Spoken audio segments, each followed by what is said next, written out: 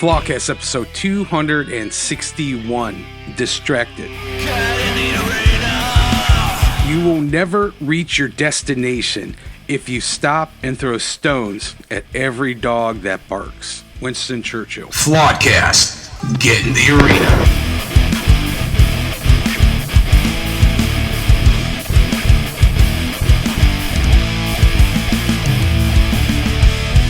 All right, good morning, good evening, good afternoon, all of our esteemed Flawedcast listeners. Want to welcome and thank everybody back to a brand new, fun-filled, thought-provoking episode of Flawedcast. I have my partner in crime, Mr. Tim, with me today. Tim, how goes it? Mr. William, goes the direction we send it, so everything is going proper. Okay, good. Well, that's what we want to hear. So, yeah. All right. Well, I have to say that people really like the Bigfoot episode. Well, you can sign me up for that. Well, the numbers on that have been like stratospheric. I'm just really impressed with how many people out there are true believers. So very, very interesting. Well, I think to not believe in something, you'd have to be a moron. We just don't know what we see. So right. It's really not about being a believer. It's about understanding what the heck are we looking at? What the heck are they videoing? And no one knows because we really haven't been able to ask them, like, who are you? Right. Yeah. Well, like the title said, I know what I saw, but I don't know what I saw. Right. So we just want to thank you guys for tuning in and all that fun stuff. And we're going to thank you in advance for tuning in this episode. Please share, please subscribe, follow, leave a 5-star review. All that stuff helps. You can find us anywhere podcasts are. Just search Flawedcast, CLE, Apple, Spotify, Breaker, Anchor.fm. You can find us on the video platform Rumble. That's under Flawed Inc.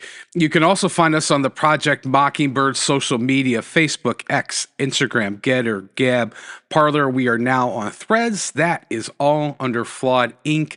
In the description of this episode, there's a link to pick up a copy of my book, Smith's Heart of Man Repair Manual, and our email is flawedinccle@gmail.com. Questions, comments, or concerns, send them that way. But without any further ado, Tim, this is your second favorite time of the episode, so let's grip it and rip it. Okay, everyone, please take your right hand, place it over your left heart, and repeat after us. I pledge allegiance to the flag of the United States of America and to the republic for which it stands, one nation, under God, indivisible, with liberty and justice for all. All right, Tim, you're at the helm this week. Let's get after it. Well, to every listener that is curious about what does distracted mean, we're going to explain the crazy process that Mr. William and I use to put a podcast together is the week before we say, hey, what has God been sharing with you? What are you hearing? What do you think for next week's podcast? What are you observing? That's right. What's being highlighted? Right. Yeah. And what do you feel like God would have us to do? It's never, hey, I think if we talk about Sasquatch, that's going to get a lot of listens. Let's do it. Not that right? smart. We've never done that. No, yeah, I'm not that smart. So smart. last week, in discussing with Mr. William, it was Mr. Tim's responsibility to take a direction from God and say, hey, how do you feel about this? Right? So in complete honesty and transparency, which is how we operate together in this podcast, as late as yesterday morning when I called Mr. William and was very honest with him, I shared with him, I don't know what God is saying to me to talk about with this podcast. I am not hearing anything. I am not being led in any direction. It's total silence. I don't like that. That is a concerning factor in my relationship with Jesus when I know something's not right. Because we know everything is right with God and we know everything is right with Jesus, I believe you and I both have accepted that if something's wrong in my relationship with him, he doesn't need to fix anything about himself. Right. Yeah. He's perfect. Yes. So knowing that I was not hearing, that my spirit ears were deaf, was so concerning that I said, you know, Mr. William, I don't necessarily think that I am the only Christian that desires to hear from God that is having a deaf ear right now. Why don't we talk about how I don't know what to talk about in the podcast? Is that not how this started? Yeah, exactly.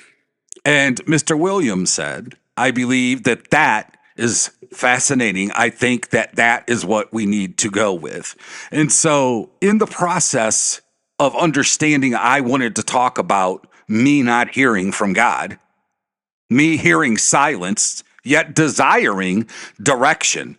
I came upon a story in the Bible that I have always seen myself as one of these Bible characters, but now in this story, I had switched and I had become the person I always taught, preached, thought, talked about. I don't want to be like that.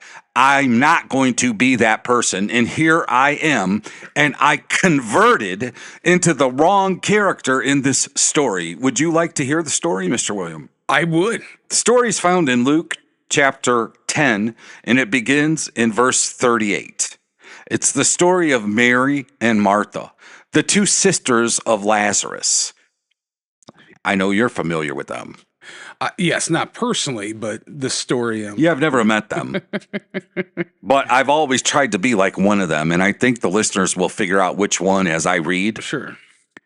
Now it happened as they went, meaning the disciples and Jesus. They went and entered into a certain village, and a certain woman named Martha welcomed him into her house. She had a sister called Mary, who also sat at Jesus' feet and heard his words.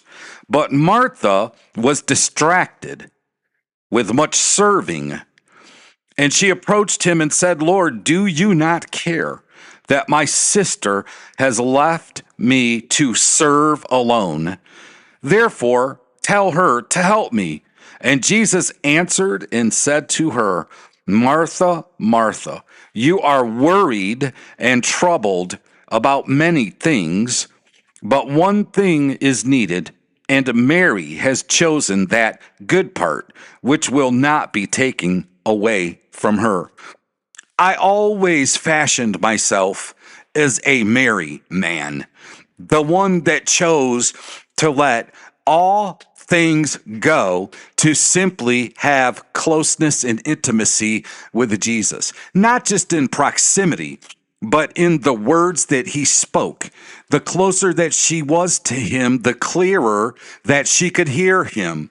I always wanted to hear Jesus speak to me clearly. I've always wanted the Holy Spirit to speak to me clearly. And when I entered into this phase where I wasn't hearing and I wasn't being led and I wasn't being guided, it concerned me, because that's the danger of that, is that you leave a God idea and enter into a good idea. You lose a Jesus direction, a Jesus commandment, and you move into a Tim direction. And that's a dangerous place. And the thing about this story is, Martha was desiring a good thing, as we talked about. It wasn't that she was doing bad. It wasn't that she was desiring bad. Because Lazarus and his two sisters, they believed Jesus was the Messiah. They believed that Jesus was the King of the Jews, was the Son of God. They got that picture. But it was in knowing that, in believing that, that Martha desired so heavily to make the atmosphere perfect. She desired so heavily to make Jesus comfortable and adorned. She wanted everything right everything proper. She wanted to show how you treat a king, how the Messiah should be treated. And she was serving, and she was taking care of needs and desires, and she was making comfort something that she thought was important to Jesus. So she was doing a good thing. Mary was doing the right thing. And I've wondered how many times, just like me, I've desired to do a good thing, and it's come from a good place, and I have a good heart. But in doing that, I've been distracted, and I've lost sight to, as Jesus says, Martha, Martha. He says her name twice. And if we know anything about the culture of that time, if we know anything about Jesus's teachings, when he says something twice, it's a point of emphasis. It's an endearing thing. It's a I love you thing. It's a Abba Father. It's a daddy thing. My daughter, I love you so much. But he is stressing to her, this is a very important thing that I am getting ready to say. I'm not just referring to you as Martha.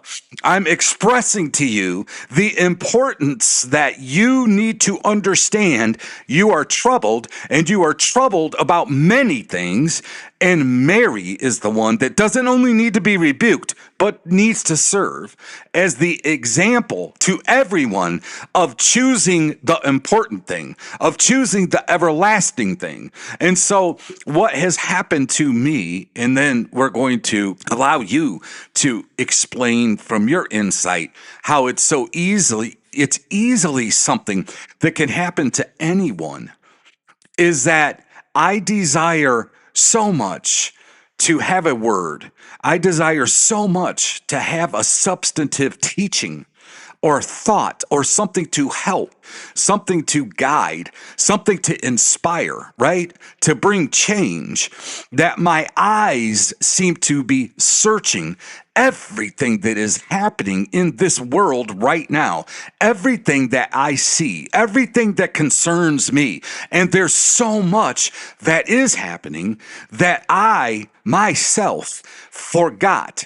The most important thing is not to look at the evil. It's not to see the lies. It's not to warn people about all of these things, but individually, in my life, the most important thing is to always have, protect, and put first the intimacy, the sitting at the feet, pulling away from all of the studying about world events and current events and U.S. wars with Iran.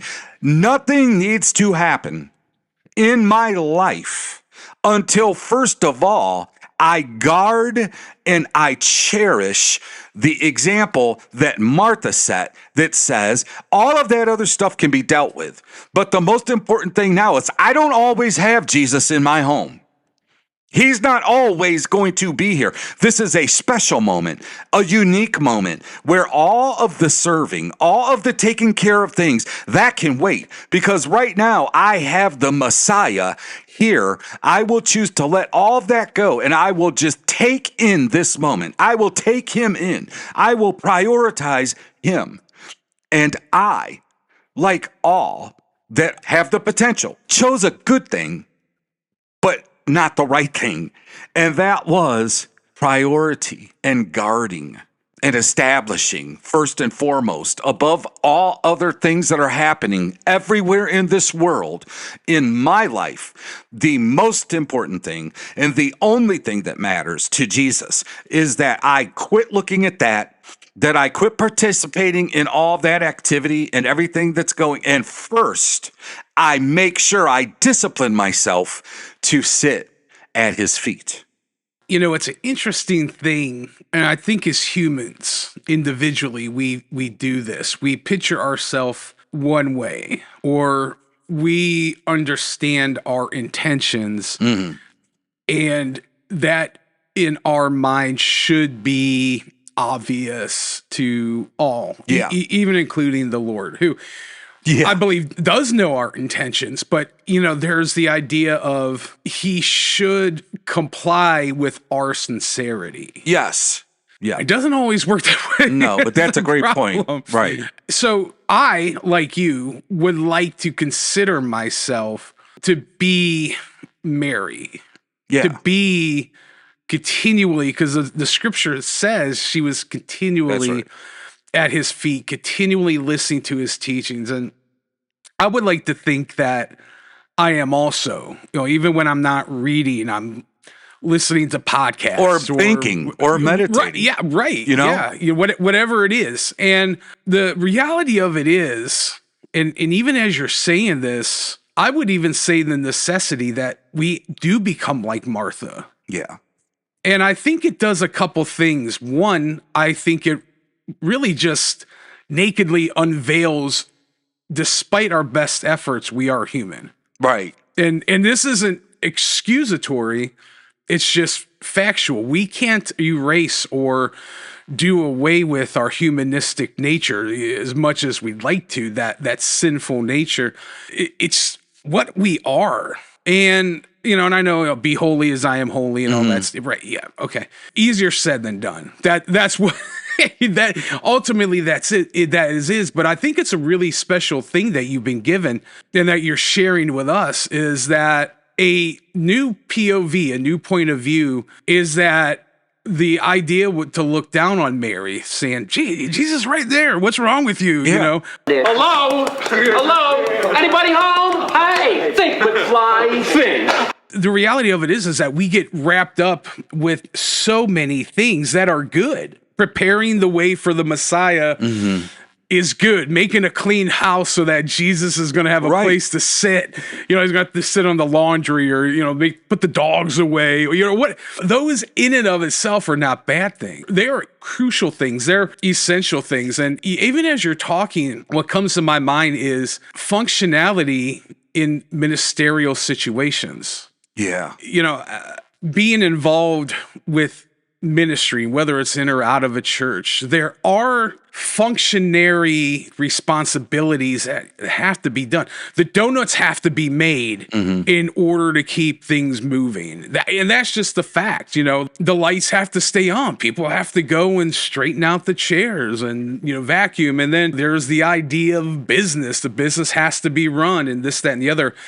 And I believe that there's a grace that God gives us. Like, as I'm hearing you read this and I'm allowing myself to be in that Martha position, which I'm sure I've been in over times that I'm able to realize, there's a certain grace that I'm feeling is extended. It isn't a sinful thing.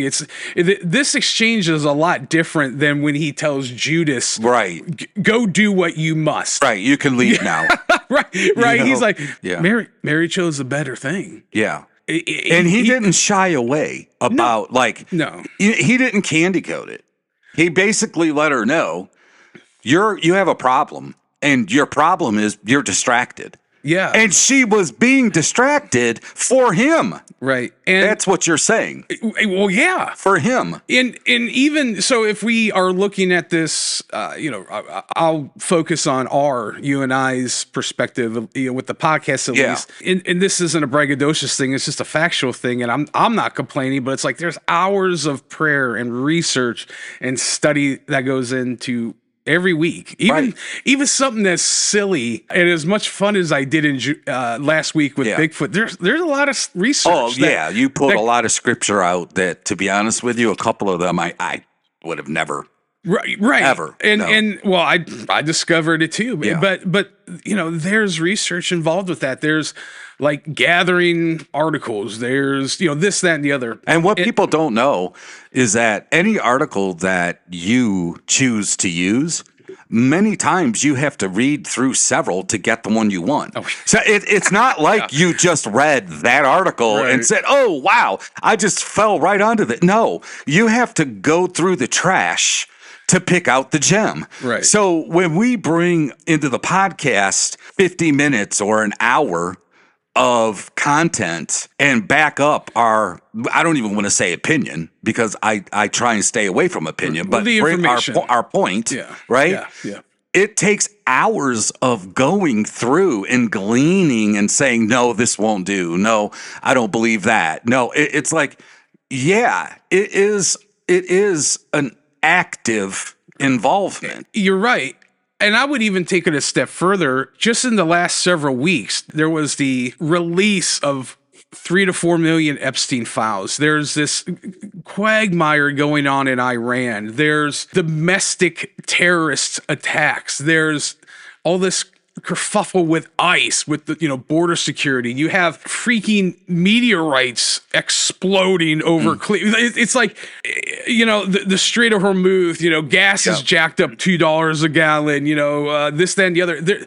For those that are attentive, there's a lot of things with the great potentiality to distract us, and those things are, in my estimation, essential to understand a worldview that is focused on, as a Christian, how do we navigate these things? And then, even if I may be as bold as to say, as a Christian who has been entrusted with the responsibility, like the podcast, to ensure we are hearing from the Lord, to ensure that the perspectives that are given are the perspectives that He's showed us, that He shared with us, and that all takes a lot, and it can be overwhelming. It's so easy to be distracted.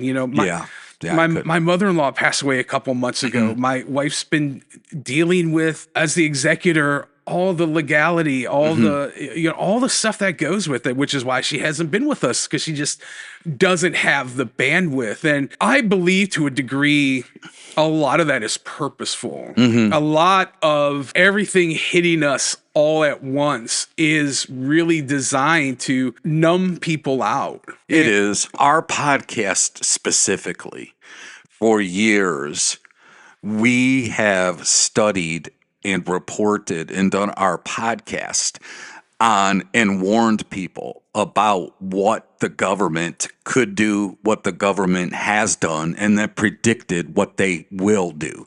And it's happening.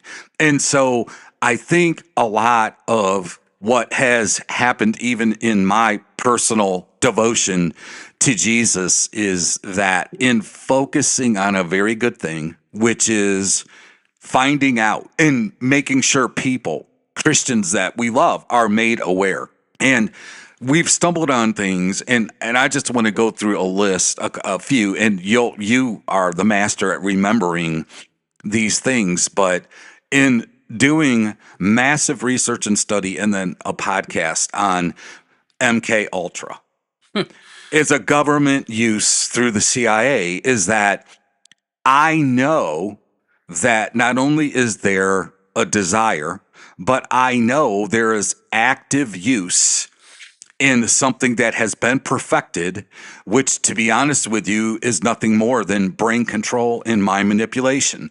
And so in knowing that, I understand that what has happened now is that Christians and non-Christians, citizens and non-citizens, it's just, if you are a human, you now qualify as a candidate to be absolutely bombarded with whatever story and narrative that the media, that does the outlets, that does the covering with video, which, again, now we've talked about AI. Now, I myself, half the time, don't know what is real. When I'm seeing it, when I'm hearing it, most of what I am hearing that is infuriating me, or that is causing me pause to say, I need to see if this event is right, is that first I have to verify it even is real. Yeah. And so we're living in a time where the very things that we talked about 2-3 years ago, about how it was going to be used and how it existed and how it was weaponized, is now being used. We talked about Project Bluebeam and the ability for holograms and to do projections about you thinking you see things and they're not there, but yet the CIA has it documented, and like we can know that. We talk about that, so that we're so to the point in time that I am so being distracted just on, is what I am seeing and what I am hearing even real? Right. And is that not a manipulation? Yes. Yeah. And so there is such a distraction that is out there. And we need to always desire and seek intimacy with Jesus, which is why it was so important for me to talk about this topic on this podcast, is because I don't just want to be a lone wolf that says, I want to know, Jesus, what do you want me to do? How do you want me to live? Right? Because if you want to be guided on what's acceptable in society, you are going to be bombarded and you are going to be influenced everywhere you turned around to lead you away from the desires of Jesus. I want to read a scripture. I think that's in juxtaposition. Now, I might be incorrectly speculating on Martha. Okay. But I don't think so, because I think this is something specifically chosen by the author of this gospel as not a rebuke, but as a reminder for us to remain focused on one thing. Whereas if you read juxtapositionally in Matthew chapter 7, I'm going to read 21 to 23. Not everyone says to me, Lord, Lord, will enter the kingdom of heaven, but only he who does the will of my Father who is in heaven. Many will say to me on that day when I judge them, Lord, Lord, have we not prophesied in your name and driven out demons in your name and done many miracles in your name? And then I will declare to them publicly, I never knew you. Depart from me. You are banished from my presence, you who acted wickedly, disregarding my commands. Now, I don't believe that Martha was in danger of this. I believe Martha was just lovingly corrected. But the danger, ultimately, and I think what we're talking about, and I can even tell you, I have actually been pondering this portion of scripture in Matthew for a little bit now, because with the busyness, with trying to observe the entire horizon in spite of my limited view of it, the great potential of doing these things in the name of ministry, doing these things in the name of trying to help people, there is a risk, I believe, of really losing oneself to where I make ministry or I make serving others the God in my life and not, Mr. William, not Jesus. That was a great point. I went to Bible college for 4 years. I had very close friends, men and women, at like the age of 18 all the way through I graduated, where their fathers were pastors. And they were state overseers at that time. Now it's called bishops in the Church of God denomination. Some of them were actually like international positions. So if you're looking at that time clergy or spiritual royalty, they were that. Most of my friends at Bible college literally were what we call PK, preacher's kids. Right, yeah. And I know firsthand that my friends, a lot of them felt like the ministry itself took precedence over them as children in the family. A lot of them felt like if they needed daddy, he was there as long as a church member didn't call daddy. And if that happened, he was gone and we just had to deal with it. And so... Or you had to take a ticket like at the meat counter to wait your turn. Yes. Yeah. And so from personal experience, I know it's possible to allow your activities in the name of good, in the name of God, to become your God. And you lose intimacy and relationship in serving or in being busy. And that I really feel is what happened to me. Now, the beauty of self-correction and Jesus' correction is that you can quickly and swiftly cut that sickness and disease out and get healed and get it gone. And so I knew that there was something to be concerned about here. When I told you I'm not hearing anything, it's like that concerns me. I know a Tim thought and I know a God thought. And I know that this is me. And I want to be reassured in feeling close proximity in my heart with Jesus. And when that is not there, let me take one step even deeper. Sure. If I'm speaking to anyone who your desire is not that, like if you go to church and you're a Christian and you can listen to Christian music and because, the alternatives suck and like they're evil and bad and sing about bad things. And so you could develop a lifestyle that instead of going to the bar, instead of going to casinos to gamble, instead of going to these places that we look at and say, well, I'm a Christian, I don't do it. Instead, you go to church and it's a lifestyle. And instead of listening to rap, you listen to Brandon Lake and you love the words, but it's a lifestyle. So what I'm saying is I desire not a lifestyle with Jesus. I desire intimacy with Jesus. And wherever foundationally my intimacy with Jesus takes me, wherever he directs me, whatever he asks of me, it may be something different every day. It may be something new if it's fresh, if it's what he is dealing with me. I don't want to fall into a routine. I don't want to fall into a lifestyle. I don't want to fall into a schedule that is good, that is better than the alternative, but I am missing the most important thing, as Jesus said, and that is intimacy and closeness. I am not seeking teachings from man. I am not seeking sermons from men. I am not seeking bake sales and picnics, and I'm not seeking foot washing and looking forward to that so I can talk to people. I'm not looking forward to communion for the wrong reason, even though it's a good thing. Right. And this is where foundationally, even as a teenager, in confessing this, in professing this, because of such a young, arrogant, cocky age, like David was cocky, Joseph was cocky, bragging to his brothers about his dreams. He had the wrong attitude, right? It was a good thing. It was a real thing. It was going to happen one day.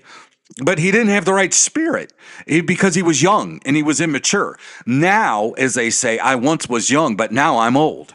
Right. And what I'm saying is if somebody is listening and they don't prioritize getting personal direction from Jesus, I say there's more to your Christian walk. I say Jesus is petitioning through us for people to say, wait a minute, I have a lifestyle, but I am kind of missing intimacy, another level, a quantum experience that taps into a level in my life. You can place yourself in your own prison and not even realize it. Like, as I'm hearing what you're saying, and I can attest to this, like I was in a self-imposed prison of I only listen to Christian music for years. I only watched movies that were either Christian or that were rated PG or under. I wouldn't even go grocery shopping at stores that sold liquor. There are these things that it's like a Christian litmus test. Because I do A, B, and C, I am very pharisaitically regarded as holy. And the more I'm starting to realize the key that we need is self-discipline.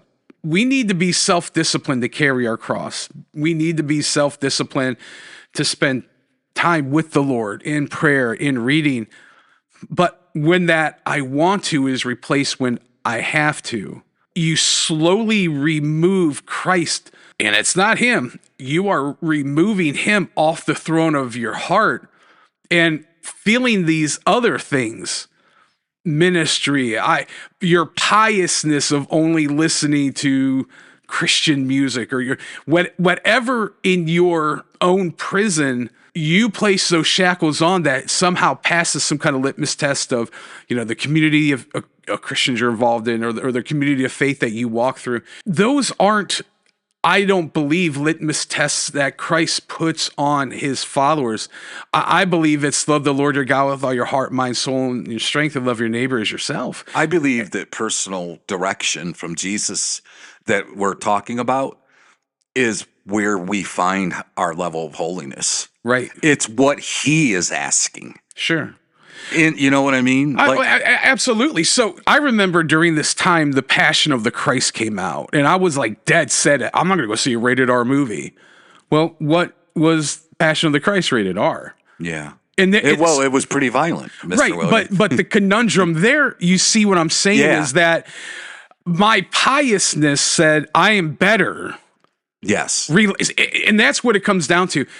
I may only listen to Brandon Lake because the label is this, and the expectation because I lead this ministry, or I preach at church, or I have this podcast, or I've written Christian, whatever, right?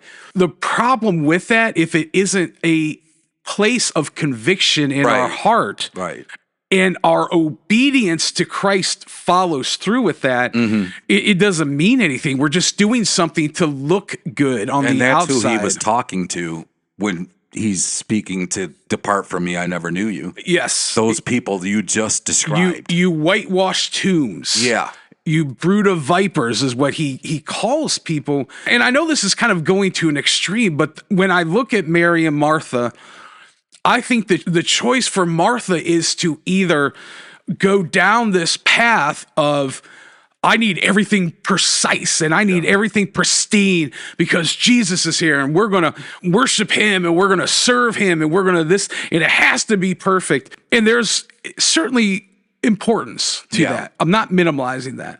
But the potentiality that Martha has is to continue down that road in a pharisaical manner where it is simply, I am doing this because the physical requirement is a lot easier than how it looks. And how it looks, thank you, is in many ways a lot easier than the spiritual self-discipline.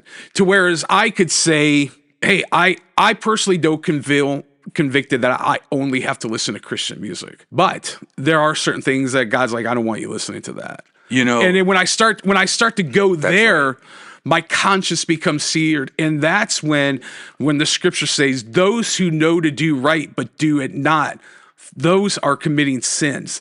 And that's the gray area that we're talking about. And that was his definition, to let every man work out his own salvation. Yes.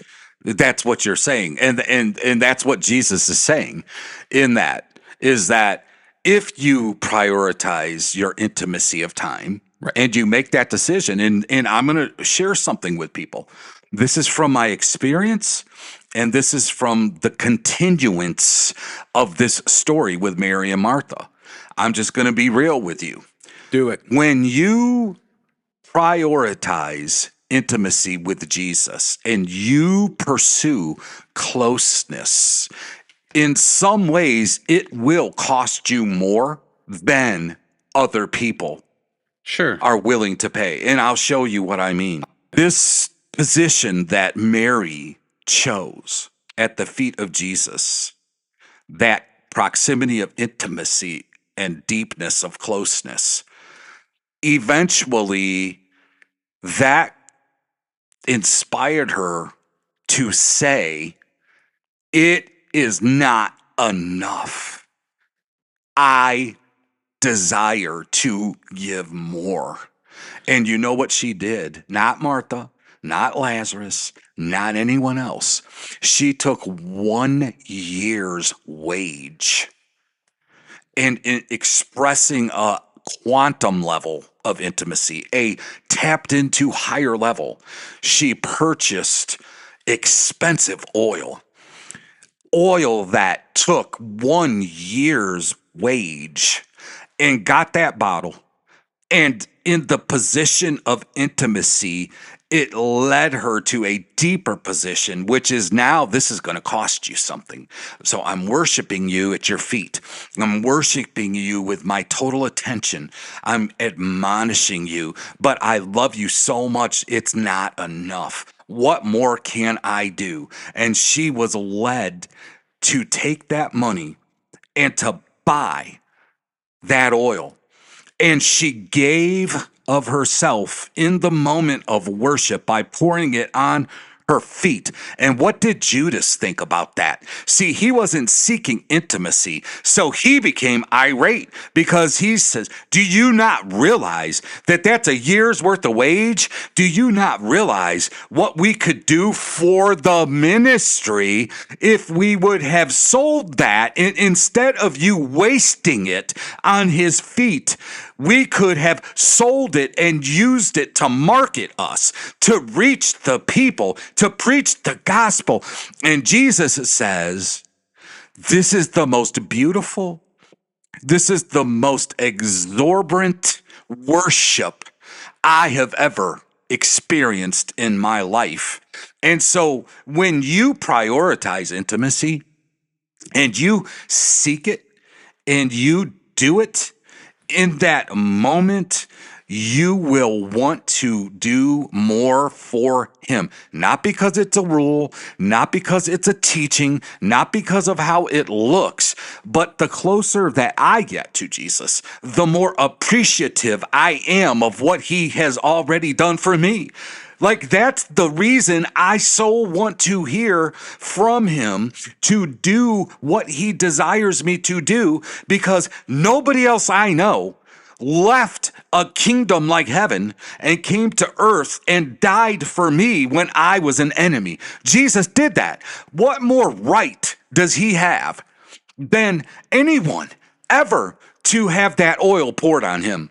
Well, and even it meant so much to him that he said, wherever this gospel is preached, the mention of this woman's name will occur.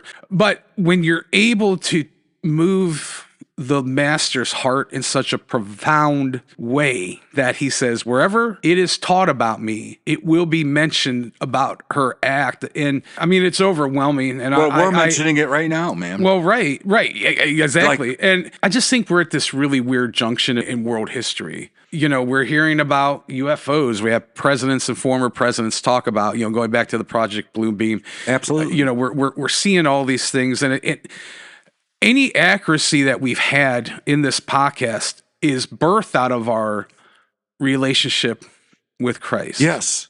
Because there's nothing unique or clever about us that we're able to kind of snap our fingers and come up with this stuff, right? No. And I think it's good to be in moments like this where we center ourselves, because I even need this myself, just the responsibility that we accept. Like this weekend, I co-lead my men's ministry at church. Mm-hmm. Like it was my month to teach, so I had to get that ready. Then the next day, I taught Sunday school. Then all this stuff is just like, okay, this, and this, and I'm not complaining because I love it. I understand that's a large portion of what I'm supposed to do with my life, to steward the gift I've been given. But there's also that point, like you're saying, Tim, where purpose gets skewed to where that mindset of Judas, like, do you know what we could have done with this, for the ministry or that pharisaical, that's the danger. Like Martha being busy and trying to make things nice for the Lord, I want to believe was from a sincere place. Like at that moment, that was probably what she knew to be devoted. And maybe even felt like that was her gift. Maybe she had the gift of service or hospitality, right? And she was exercising that God-given gift. But the real distinction you're saying, if I'm picking up what you're putting down, is we need to understand the moments where the Lord's just saying, I just want to hang out with you. Yeah. And everything should, stem from that. And, well, I have one more thing to say, and then I'm ready to wrap this up with a bow. I would like to give an example of the danger of not allowing intimacy to be the driving force in your Christian walk. I am the example. And speaking from experience, I know when I was 15 And I know when I entered a covenant with God, and I've shared it before, and of course, there was the conversion, there was salvation, there was being born again, there was that moment where I made the decision that I wanted him to forgive me for my sins, but I always recognized the value of Jesus and what he did and the depth of that sacrifice. And I made the decision that I have these baseball scholarships, I have these opportunities, I have these areas, I'm choosing my life, I'm young, my road is uncharted. I have to choose what I'm going to do, what I'm going to be. And I willingly and knowingly, as a 15-year-old, and then really my senior year of high school in a Christian school, I didn't just make that command. I started to enter into living that life. And that was, I entered a covenant with Jesus, that my life was his. Whatever profession, whatever direction, wherever he wanted me to go, whatever state, whoever he wanted me to marry, whatever he wanted me to be, I set aside my desire. And I went to Bible college and I began the journey for a degree. I met my wife there and we got married, and we were married for 15 years and we had 2 wonderful children. And somewhere along the line of graduating, being a youth pastor, running a Christian school, evangelizing, traveling all over, preaching, teaching, the honor of that life became a burden. And it was not the honor and privilege of what I get to do in my covenant. It was waking up looking at, oh my God, this is what I have to do. And you had said that. So I began to devalue my wife that God gave me. I began to devalue my life that God gave me of ministry, of full-time ministry and service to him. And somewhere along the line, I started to make decisions and choices that were out of covenant with Jesus, that were not what he required of me. It was not what my covenant with him demanded, that I willingly entered. And what I used to ask Jesus for, the honor, the opportunity, the privilege, those things now became the burden, the yoke, and the responsibility, and what I have to do. And so in devaluing my, at that time, wife, and devaluing my life of service, he took that from me. That's a natural response. In reality, I would like to say I threw that away. It's not like he took it. It's a natural thing, Mr. William, that happens to you. When you begin to value the wrong thing, and when you begin to devalue the right thing, the consequences are you will lose what's best for you, and you will gain what's worse for you. And that's what happened. And so when I sit on the other end of this mic for people that are listening to what I'm talking about and say, I don't even understand what's so important about what you're describing, it is that the honor of serving Jesus is the greatest honor that I have in my life. And that viewpoint and that perception of my relationship with him is corrected again, but it came through great mercy and great grace that he extended to me in my life that has allowed me to revalue everything about my life. I now know what to value, and I know now what to devalue. And in the situation of Mary and Martha, Martha put value on Jesus, but a higher value on activity.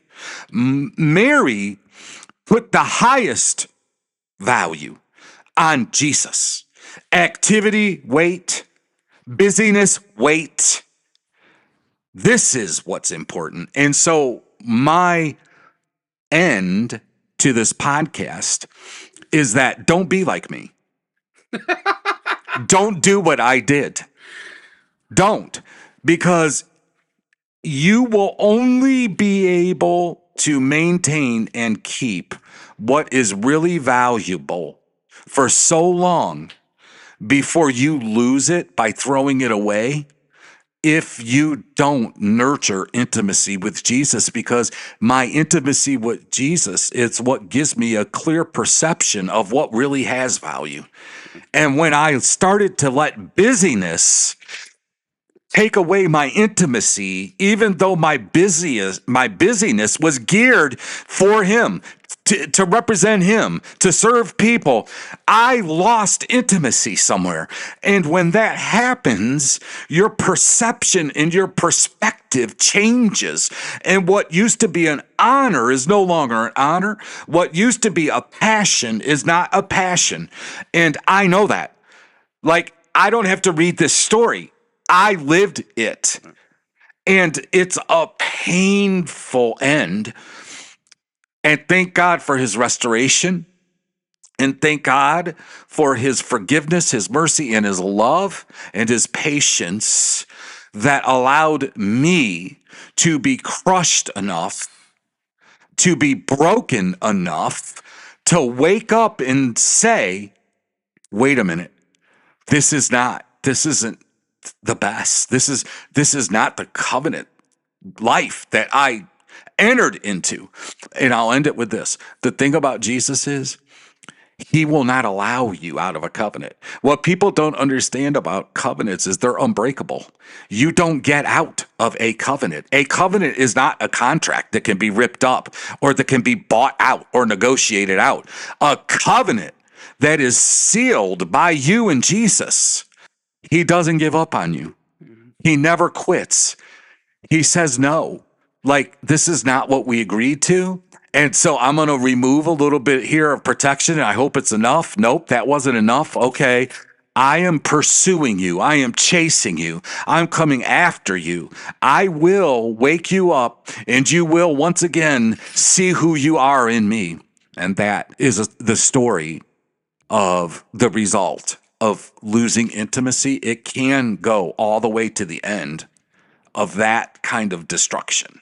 Well, thank you for sharing that. I like the moments here when we get like personal, because I think people are able to relate and personalize it, because I really don't know what people think about you or I. My perception is that they probably think at least I'm a dumb knocker half the time. But thank you for sharing that. And and the only thing I would just say is, like, this Sunday morning, because I don't drive, I got dropped off at church early. And I had like an hour or so I had to wait before our Sunday school class. So I took my headphones and I took my iPod and I just listened to worship music and walked around the area where I was going to be teaching and just reconnected. And it felt so good. Just felt like, thank you. And I'm just going to say this, and I'd like you to pray out this episode that, it's not like this grueling thing. Just come back to the Lord. Whatever that process of restoration looks like, it's going to be worth more in the end than just staying on the sidelines, staying, right outside of the peripheral. It might just be take us some time and recentering and just praying, getting in the Word. Or there might be a more restorative process, but whatever it is, it's going to be worth it. So go ahead, if you don't mind, pray us out. Yeah, that right there, that was a great thought, because in desiring intimacy, Jesus will reveal us when it's a sincere, repentive heart that is seeking. He will reveal to us what it is that is the hindrance. Yeah. Through prayer, through I'm not trying to get anything from you. I'm not asking you to answer any prayer. I'm not using you like a genie. I just want to say, Jesus, I desire to be closer. I want to feel pure. I want this guilt gone. I want to have forgiveness, and I want to have more of you. And you will know. And that's what I mean when I say the intimacy. Yeah. Is that, do you want to lose anxiety? Do you want to lose depression? Do you want to lose worry? I mean, Jesus brings peace and cleans us too. Like when we are really forgiven, that condemnation spirit leaves. I mean, life is so much different in covenant with Jesus. Yeah. And that comes through intimacy. Yeah. It's the whole package. So Yeah. you were right in saying that, but let's pray.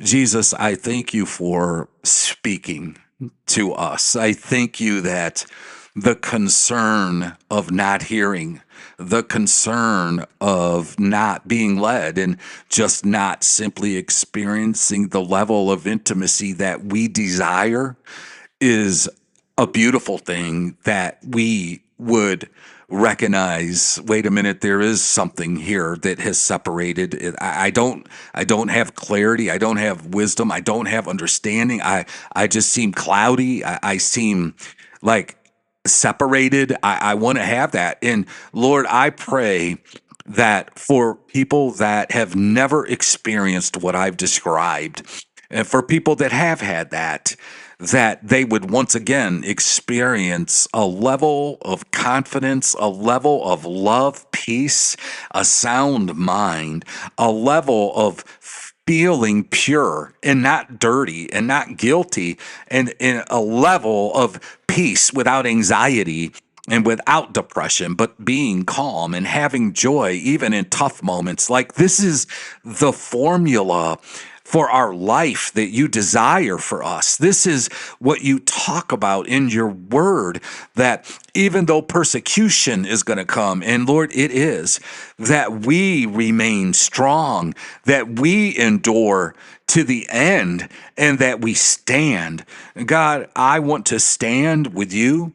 I choose you. I choose your side. I choose your love. I choose your authority. I choose your power. I choose every attribute that you have to walk in that and to live in that. And I pray that everyone that is listening would desire that, and that you would grant them that prayer, and that their level of intimacy would grow and would increase with you, because they have sincere hearts that are seeking you, and they call out to you, and you will not have a deaf ear, but you will answer, and they will know that you are God.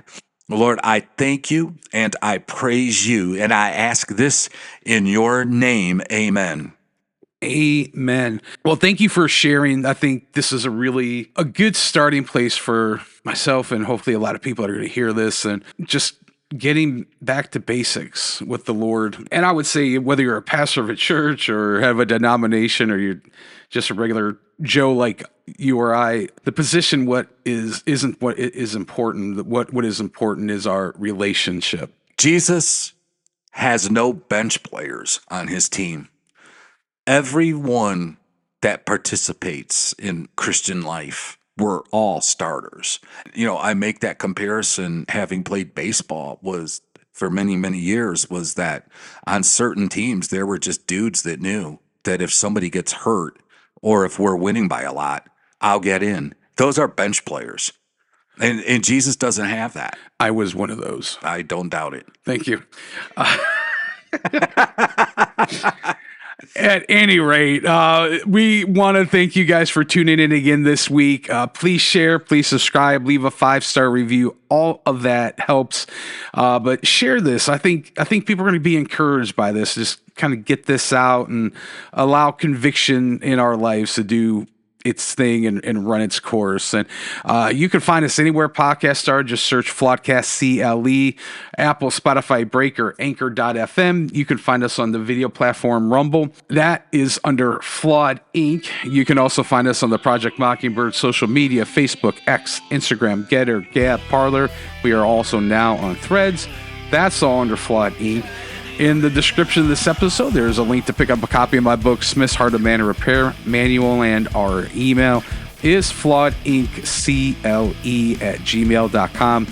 Questions, comments, or concerns, go ahead and send us an email. But with that being said, we will see you guys next week.